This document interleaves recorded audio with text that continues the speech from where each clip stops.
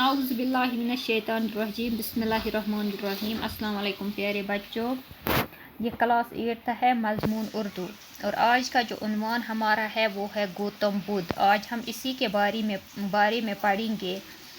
गौतम बुद्ध 563 483 कबल मसीह।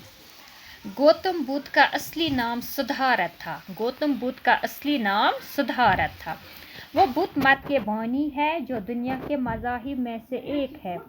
सिद्धार्थ कपिल वस्तु के राजा का बेटा था जो नेपाल की सरहदों के नज़दीक शुमाली हिंदुस्तान का एक शहर है। सिद्धार्थ, जिसकी ज़ात गौतम और कबीला शाक्य था, नेपाल की मौजूदा सरहदों के बीच लंबाई के मुकाम पर 563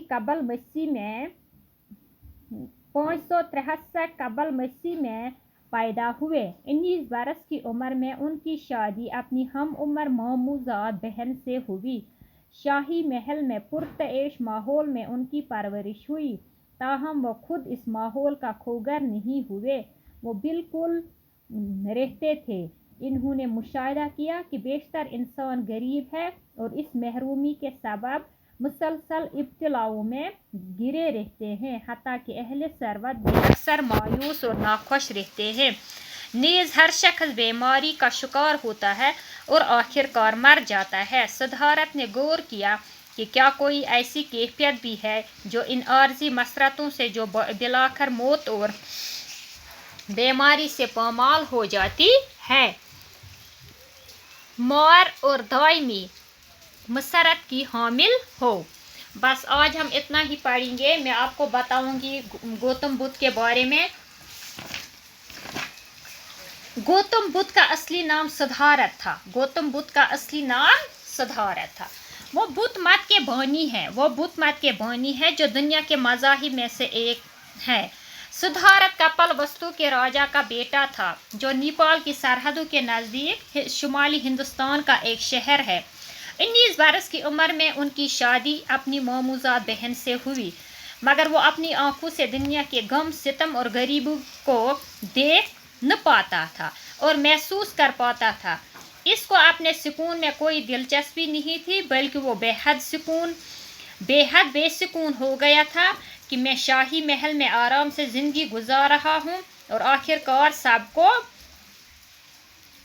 मरना है। वो ज़िंदगी की आर्जी मसरतों से निजात पाना चाहता है। 19 बरस की उम्र में गौतम बुद्ध ने अपनी अज़दवाजी ज़िंदगी से किनारा कशी का फैसला किया और सच की तलाश में सब कुछ छोड़ कर निकले। इन्होंने तमाम खुशियों, बीवी, छोटे बच्चे को तर्क कर दिया और तमाम आसाशात को छोड़कर मुफलिस युगी बन गए। गौतम ने कई साल फाका कशी की और सन्यासी बनने की कोशिश की। गौतम ने इंसानी ज़िंदगी के लिए 8 रहनुमा असूल कायम किए, जिनको एस्टेंग मार्क 8 असूलों का रास्ता भी कहा जाता है। वो 8 असूल यूं हैं: सही इल्म, सही इरादा, सही कलाम, सही तलफ़ुज़, जायज़ व हलाल कमाई, सही कोशिश, नेक ख्याल, सही गौर व फिक्र। ये गौतम बुद्ध के 8 असूलों का रास्ता जो है वो यही है। इंशाल्लाह दूसरे क्लास में हम फिर पढ़ेंगे। आज इतना ही, बाकी वस्सलाम।